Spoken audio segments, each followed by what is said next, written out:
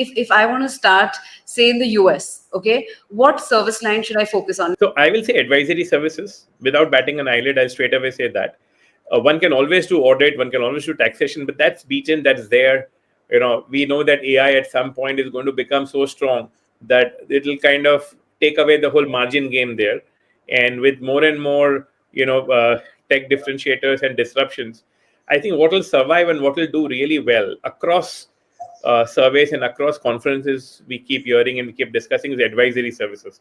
Help the business take the right decisions in every which way, whether it's resource allocation, whether it's expansion, international growth, whether it's people decisions. If some people are adventurous and they've had a good background, then even marketing decisions. Today a lot of startups end up bleeding because they are just spending tons and tons of money in performance marketing. Is that the only way to grow? Is that the only way to attract customers? As a chartered accountant, as an accounting professional, one can look at the burn and say, this cash burn is not sustainable.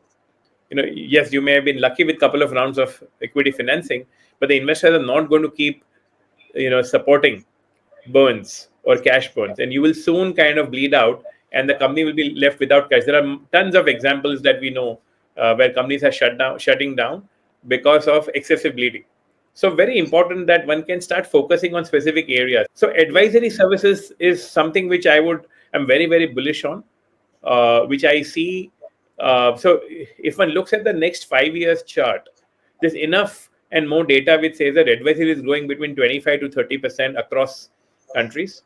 Audit is growing between 10 to 15%. Taxation will be again 15, 20%.